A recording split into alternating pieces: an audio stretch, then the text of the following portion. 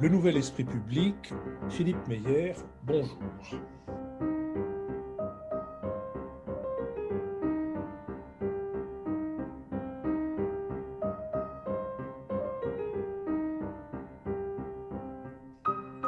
Bonjour, merci de nous avoir rejoints pour ce nouveau supplément, ce nouveau bada de la série consacrée à donner voix et visage à des acteurs et à des artisans du monde de la culture et qui aujourd'hui nous donne l'occasion de rencontrer Françoise Lax, qui est agent artistique. Françoise Lax, bonjour. Bonjour Philippe. Françoise, le métier d'agent artistique, vous y êtes entrée de quelle manière et à quel moment dans votre vie ? Tout à fait par hasard, en fait, il n'y a ni école, ni diplôme, ni rien que ce soit qui puisse faire qu'on devienne agent artistique. Et pour moi, c'était le hasard le plus complet. Et vous aviez fait quel parcours avant de devenir agent ? Avant quelque chose qui n'avait à la fois rien à voir et tout à voir avec ce métier. Rien à voir parce que pendant des années, j'ai vécu de petits boulots, par choix un peu. Par contre, j'avais un grand goût pour les textes, un grand goût pour les acteurs et je me suis aperçue en devenant agent que tout ce que j'avais fait concourait à me faire je dirais une bonne base pour devenir agent. Voilà. Il y Est-ce avait que ça, juste la dimension financière où là, j'ai dû apprendre, mais ce n'était pas tellement difficile en fait. est-ce que le fait que vous êtes l'épouse, la veuve malheureusement maintenant, de Francis Lax, comédien euh, extrêmement employé, et pas seulement d'ailleurs au cinéma ou à la télévision, mais aussi dans les doublages, etc., est-ce que ça a eu un effet? Est-ce que vous l'avez rencontré après ou vous l'aviez déjà rencontré quand vous êtes devenu agent? Je l'avais déjà rencontré, on vivait ensemble. Ça a eu tout à fait un effet direct puisque un jour, un de ses amis que je connaissais assez bien aussi a téléphoné à la maison pour lui parler. Il n'était pas là, mais on a bavardé, on a pris des nouvelles l'un de l'autre et il m'a appris que son agent cherchait une assistante. Or, moi, à cette époque, j'avais arrêté le travail que je faisais et je voulais retravailler. Je ne savais pas exactement dans quoi, mais je voulais retravailler de toute façon. Voilà. Donc, j'ai pris rendez-vous le lendemain avec son agent et les choses se sont enchaînées, puisqu'il a eu le bon goût de me choisir, en fait. Ce métier d'agent n'a ni définition légale, enfin très très peu, ni formation, ni diplôme. Chacun et chacune le définit. Et vous, votre façon d'être agent, comment est-ce que vous la raconteriez? Ah, c'est une question difficile. Il y a divers volets.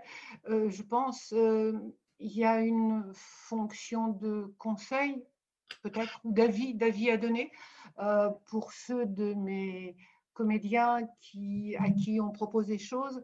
Et en ce qui concerne les autres qui n'ont pas, comme beaucoup, assez de travail, c'est une façon de rechercher des contacts et du travail pour eux. Alors, en fait, on ne trouve pas de travail, on trouve des contacts qui peuvent déboucher sur du travail. D'accord. Donc votre idée, c'est qu'au fond, tel garçon ou telle fille ou tel homme ou telle femme qui exerce le métier de comédien, si vous le mettez en présence avec tel ou tel metteur en scène, telle ou telle réalisatrice, il peut se passer quelque chose. C'est ça votre, votre apport, si je puis dire. Oui, sauf que ça n'est plus le temps maintenant d'avoir comme jadis, il y a longtemps quand même, 30 ans, 40 ans, on ne rencontre plus directement les réalisateurs, on rencontre des directeurs de casting. Hmm. Les directeurs de casting donnant accès éventuellement, après rencontre et après essai, aux réalisateurs. Avant qu'on en vienne au directeur de casting et à ce que leur importance et leur nombre a pu changer dans les métiers du cinéma et peut-être aussi un peu du théâtre. Le métier que vous exercez, agent artistique, la plupart des Français n'en ont entendu parler et n'en ont vu la réalité ou une réalité qu'à travers la série à succès de la télévision qui est 10%. Qu'est-ce qui n'est pas dans 10% et qui devrait y être ou qui pourrait y être et qui est dans votre propre pratique et qu'est-ce que 10%, en quoi 10% est, présente des agents et un travail d'agence assez particulier. Dominique Besnier, qui a conçu donc la série, dit que tout est vrai. Euh, il a raison, je ne mets pas sa parole en doute. Euh, simplement, euh, le fait que ce soit extrêmement ramassé fait que ça donne un angle de vue qui est faux, en fait. En outre, il fait appel uniquement à des stars, ce qui donne un intérêt particulier à cette série. Il y a très peu d'agences en exercice, il y en a peut-être 4 ou 5, je ne sais pas, qui n'ont affaire qu'à des stars en majorité. Moi, à part 2, 3, 4 personnes qui sont très connues dans mon équipe, il y a beaucoup de comédiens hyper talentueux, mais absolument pas connus, qui doivent passer des essais chaque fois qu'on leur propose un rôle qui soit petit, moyen, pas grand, parce que les grands vont aux gens connus, bien évidemment. Il faut assurer l'affiche, le générique début, enfin, voilà. Ouais. Pendant longtemps, la règle, je veux dire non pas la règle au sens juridique, mais la règle au sens statistique, pour monter la distribution d'un film, était que le réalisateur s'adresse directement, fasse passer des auditions aux comédiens, lesquels étaient représentés par un agent. Et puis est arrivé ce personnage dont vous avez parlé tout à l'heure, Hein. qui est le directeur de casting. C'est un personnage qui est arrivé il y a déjà un certain temps, mais il me semble que pendant longtemps, il y avait peu de directeurs de casting et leur fonctionnement a, comme leur nombre, évolué au cours des années. Est-ce que vous êtes d'accord avec cette description de ce monde des agents, des directeurs de casting? Oui, encore que moi, je suis arrivée dans ce métier au moment où les directeurs de casting commençaient à se multiplier. Et ça m'a bien aidée, en fait. Puisque quand j'ai quitté l'agence dans laquelle j'ai fait mes débuts en tant qu'assistante, euh, ça m'a bien aidé, vraiment, ça m'a bien aidé de les connaître et qu'on ait déjà eu des relations ensemble pendant les 4 ans que j'ai passé comme assistante. Mais j'ai très peu connu, ça j'en ai entendu parler, le temps où l'agent avait directement contact avec le réalisateur. C'est à la fois tant mieux et dommage. Et tant mieux pourquoi? Tant mieux pour l'aide que ça, je me répète, mais pour l'aide que ça m'a apporté, dommage parce que c'est tellement plus simple d'avoir accès directement à la personne qui peut parler de son texte ou du film qu'elle va tourner directement. Ça, on a un dialogue immédiat. C'est-à-dire, on fait des propositions ou pas de propositions, suivant les cas, aussi juste que possible, en passant par un directeur de casting. On, on augmente un peu l'offre dans la mesure où on ne sait pas exactement ce qu'il souhaite. Et dans la mesure aussi où souvent on n'a pas lu les textes, on a juste une définition du personnage. Vous voyez? Oui, je me demande comment on pourrait définir l'intérêt pour un réalisateur de passer par un directeur de casting. Qu'est-ce que c'est? C'est gagner du temps? C'est gagner du temps, bien sûr, dans un temps où souvent le nombre de semaines de préparation est réduit. Il y a aussi curieux que ça puisse paraître, des réalisateurs que les comédiens n'intéressent pas tellement. Ce n'est pas une majorité, bien sûr, mais il y en a. Ça fait partie, ou ça fait partie de mes étonnements. Il reste encore des réalisateurs qui ne passent pas par les directeurs de casting, qui font leur distribution eux-mêmes. Je pense à Bertrand Tavernier. Je ne pense qu'à lui. Oui. Je ne pense pas à tellement d'autres. Il y en a extrêmement peu, vraiment. Euh, Lui procède en écumant les théâtres. Ah, lui, c'est un exemple de faculté. Il va au théâtre, il va au cinéma, il va dans les projections, il va. il va au conservatoire, il va partout, enfin partout, autant qu'on puisse aller partout, mais vraiment, il sort énormément. Il a une vraie curiosité et un vrai goût des acteurs. C'est à ce point-là, c'est un peu exceptionnel. Mais Euh, il y en a d'autres qui, bien sûr, qui aiment les acteurs et qui sortent et qui essaient de les rencontrer, bien sûr. mais est-ce que vous-même, vous ne procédez pas au fond un peu de la même manière pour euh, voir un peu quels sont les comédiens et les actrices qui pourraient... Oui, bien sûr, mais c'est à la fois mon travail, mon goût, mon plaisir. Il n'y a rien de plus formidable, vraiment, euh, de rencontrer un jeune acteur magnifique, exceptionnel. C'est pas souvent, mais c'est un vrai plaisir. Alors, supposons que je sois l'un de ces comédiens plutôt débutants, ou pas nécessairement, mais que vous avez vu soit dans un spectacle du conservatoire, soit sur une scène parisienne. Et vous pensez que vous pourriez, euh, nous pourrions faire un bout de chemin ensemble. Comment ça se passe? Bah, je le contacte tout bêtement. C'est-à-dire, je m'informe déjà sur le fait de savoir s'il a un agent ou non. Les jeunes, en général, ils sont assez peu à en avoir. Ils font beaucoup la chasse à l'agent, ce qui est normal. Mais on fait aussi la chasse, nous, aux jeunes acteurs. Voilà. Si c'est quelqu'un qui a un agent, euh, comment dire, je ne sais pas débaucher. Je le regrette beaucoup, mais je ne sais pas. Je fais ça pas bien. Alors je le fais autrement. J'essaie de passer par quelqu'un qui le connaît, qui lui demande si il aimerait me rencontrer ou non. C'est voilà. Je fais à la sournoise. D'accord. Et, et- et à la sournoise, ça marche évidemment. C'est ce qui marche le mieux dans la vie. C'est la sournoise.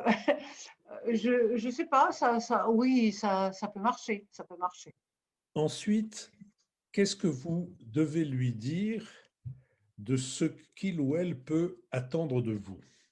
Oh, c'est très simple. Il peut attendre pas grand-chose. Vraiment, on gère peu de choses, vraiment peu de choses. Je le dis, je raconte jamais de crack au début pour appâter les gens parce que 6 mois après, sinon je me retrouve le bec dans l'eau. Euh, et je lui dis que j'essaierai de lui avoir des rendez-vous, ce que j'essaie effectivement parce que quand je prends un jeune acteur, c'est que vraiment je l'ai trouvé très bien, très intéressant.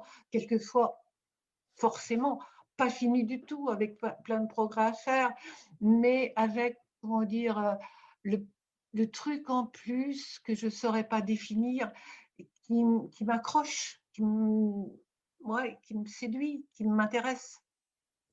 Et à Euh, part ça, oui, je lui promets rien, j'ai dit juste mon intérêt et que j'essaierai. Voilà. Et, et c'est tout. Il y a rien d'autre à dire en fait. non, Je parle aussi de ce que lui attend. S'il attend des choses que je ne peux pas du tout lui donner, bah, on ne fait pas du tout affaire. ça arrive souvent. Non, Dans votre agence qui s'appelle Parallax, il y a combien de comédiens et de comédiennes? une petite centaine. Euh, Ce qui a l'air beaucoup pour les gens qui ne connaissent pas ce métier, mais qui en réalité est extrêmement peu. En effet, ça paraît beaucoup Ah, c'est rien en fait. c'est-à-dire qu'on peut facilement avoir en tête les qualités et les particularités d'une centaine Oh, de oui, gens. mais ils viennent pas tous d'arriver la semaine dernière. Ouais. Il y en a avec lesquels je travaille depuis longtemps. On apprend petit à petit à se connaître en fait. Je parle pour les gens qui rentrent depuis peu, euh, il faut créer une relation de confiance. Je ne force jamais là-dessus non plus parce que je pense qu'elle doit se créer toute seule, petit à petit.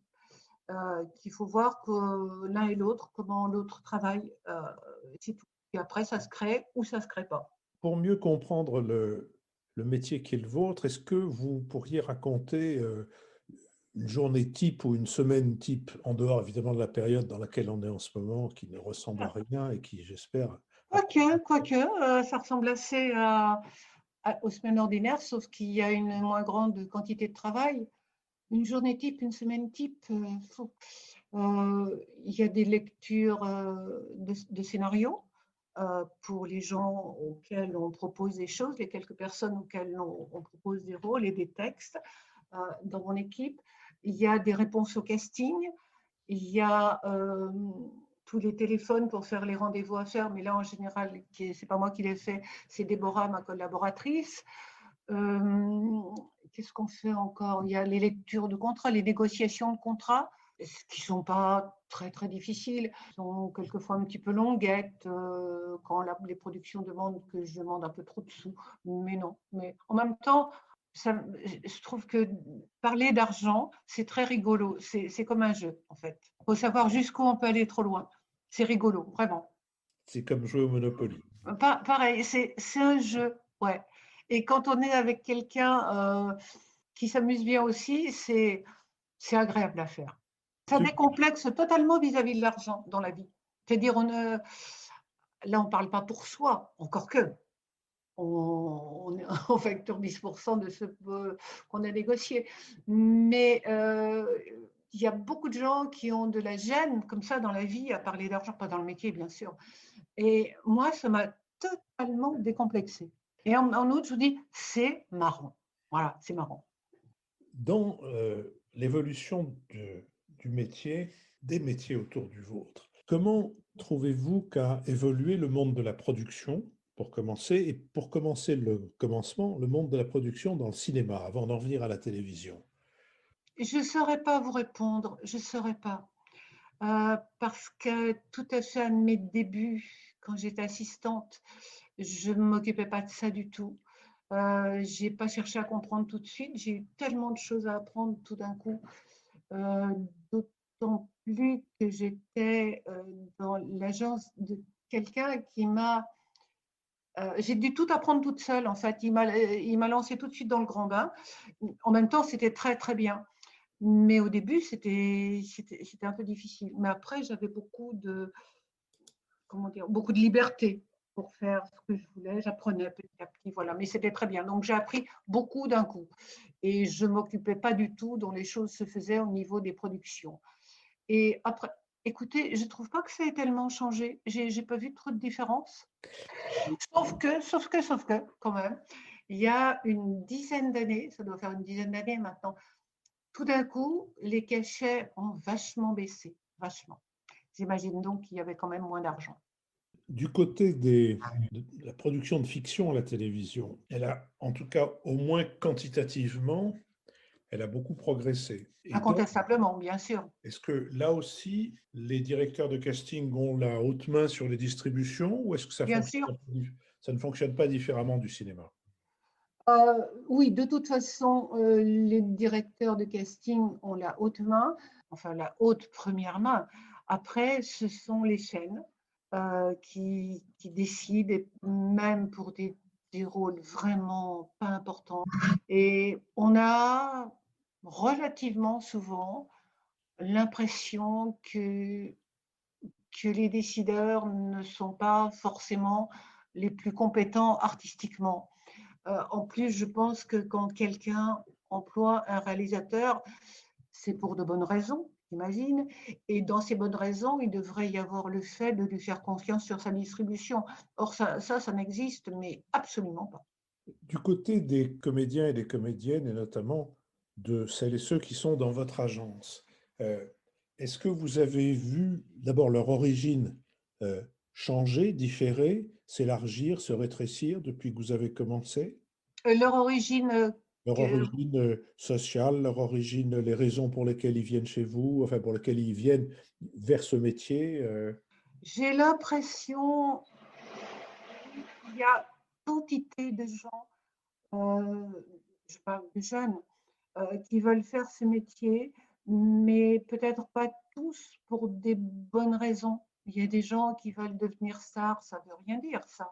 C'est des gens qui ont trop regardé la télé, je pense, et les émissions de chant où on recherche des nouveaux chanteurs ou des choses comme ça, je crois. Les origines, il y a beaucoup d'enfants, de gens bourgeois ou à l'aise, mais il y a aussi je crois, peut-être plus de gens d'une origine plus populaire qui souhaitent accéder. Et ça, c'est bien. Ça renouvelle, ça étend, ça étoffe. Quand ils arrivent, qu'ils vous font votre connaissance, ils ont une certaine idée de ce qu'ils aimeraient qui les attendent dans ce métier. Ah oui, d'accord. Est-ce que cette Euh, idée-là a changé? Et d'abord, quelle est-elle et est-ce qu'elle a changé? Et si oui, en quoi? ah oui, ça a sûrement changé. Mais en fait, les gens qui m'intéressent, moi, c'est ceux dont je vois le travail, soit à la télé, soit au cinéma, soit au théâtre, ou s'ils n'ont rien fait, je les vois dans les cours, et où je demande qu'ils me fassent une petite bande démo, quelque chose dont ils soient à peu près contents et qu'ils me présentent ça. Donc, disons que mon intérêt se porte globalement sur les mêmes types de gens, en fait. C'est-à-dire des gens qui ont des ambitions artistiques, vraiment. À cela ou à certains de cela, euh, il vous est arrivé de dire, de conseiller de réfléchir à deux fois avant de se lancer dans un métier où on risque d'être souvent ignoré, maltraité, humilié, convoqué pour attendre des heures avant de passer ou non une audition et de se faire dire on vous écrira et on vous écrit jamais, en tout cas pas pour vous dire non. Euh, c'est c'est la règle, c'est la loi, c'est l'habitude dans le Non, milieu. non, je leur dis jamais de réfléchir à deux fois. Euh, je leur dis juste, oui, que c'est exceptionnellement dur, ce métier-là, vraiment exceptionnellement dur, et qu'il faut s'attendre à en prendre plein les dents, vraiment. Et que c'est comme ça, mais en général, ils le savent parce qu'ils l'ont déjà expérimenté. C'est tellement dur. Moi, je retrouve un courage incroyable. Et encore plus aux adultes après, ceux qui ne gagnent pas leur vie avec ce métier, ceux qui à 40 ans, 50 ans passent des essais pour 3 bouts de scène. Mais je suis admirative. Dans l'exercice de votre métier, euh, est-ce que vous avez eu un, un raté, un échec que vous pourriez raconter parce qu'il nous apprendrait quelque chose sur le métier et sur le vôtre et sur celui de ceux dont vous vous occupez? J'en ai eu plein, déjà, comme tout le monde. Un, oui, je pense à un. Je vais régulièrement dans les cours parce qu'on a besoin régulièrement de jeunes et les jeunes n'ont qu'un défaut, c'est qu'ils vieillissent très vite. Donc, je vais régulièrement. Et puis, ça m'intéresse en même temps. Un jour, je rencontre une fille, je vois sur scène au conservatoire une fille magnifique, exceptionnelle, comme on en rencontre très peu souvent. Elle m'avait écrit pour que je vienne la voir. Donc, je lui envoie un mail ou un coup de fil, je ne sais pas, disant que je l'ai vue et que je souhaite la rencontrer. Elle rentre à l'agence et je lui dis ce que vraiment, j'ai jamais dit à personne. Je lui dis, je te trouve exceptionnel et si tu veux bien, je vais te mettre que sur des projets de cinéma ou de super projets télé, mais des super projets télé, il y en a très peu. Et toi, comme tu es au conservatoire, tu vas te débrouiller avec le JTN. Le JTN, c'est le Jeune Théâtre National. Et il offre aux gens qui emploient les comédiens qui sont passés par le conservatoire, ils offrent des facilités financières. Je dis, si tu es d'accord, si tu n'es pas d'accord, non, je te mettrai sur tous les castings qui passent, même les pas terribles, et c'est quand même la majorité. Sinon, essayons comme ça, si tu veux. Elle me donne son accord. Et au bout de 4 ans, elle réussit des castings, forcément. C'est une magnifique comédienne. Au bout de 4 ans, 4 ans, 4 ans et demi, je n'ai pas compté à la semaine près, elle me quitte pour aller dans une agence plus brillante, beaucoup plus brillante. Ah ben, je considère que c'est pas un échec, c'est pire qu'un échec. Et cette fille, quand je la rencontre, même si elle est à 50 centimètres de moi, je ne la salue pas. J'ai trouvé ça, mais trop ingrat, vraiment trop ingrat. Et si jamais elle écoute cette émission, elle se reconnaîtra facilement. Bon, ceci pour dire que nous n'allons pas vous demander son nom, ni même son prénom, ni même ses initiales, mais pour pour que nous terminions sur une note moins, comment dirais-je, moins noire. À Non, parce l'inverse, que ça arrive là, vous m'avez demandé un exemple. C'est oui, un exemple. Mais bien sûr, je me suis pris des râteaux comme tout le monde, régulièrement. Les premiers sont très durs, après on s'y fait, c'est normal, c'est la vie, c'est comme ça. Françoise Alax, afin de terminer cet entretien sur une note plus lumineuse, quel bon souvenir, quelle bonne rencontre aimeriez-vous évoquer alors que nous allons nous quitter? Euh, En fait, il y en aurait deux. D'une part, Yolande Moreau, avec qui je travaille depuis plus de 20 ans et qui a forcément été sollicitée par tous les agents de Paris, mais qui ne m'a pas quittée. Et François Morel, même chose, avec qui je travaille depuis alors là 35 ans. Et qui a aussi été forcément sollicité par tout le monde à partir du moment où il est entré dans la notoriété. Et voilà. Et je leur ai à tous les deux vraiment une infinie reconnaissance. Et, et je leur ai jamais dit, en fait, alors s'ils entendent, c'est très bien. S'ils n'entendent pas, tant pis. J'espère qu'ils s'en doutent. Voilà. Il n'est pas impossible qu'ils entendent, je crois savoir. Et par ailleurs, je suis heureux que vous terminiez cette conversation en évoquant ces deux personnes, ces deux comédiens tout à fait exceptionnels que sont Yolande Moreau et mon camarade et ami François Morel. Françoise Lax, merci pour tout ça. Au revoir et à la prochaine. Au revoir, Philippe.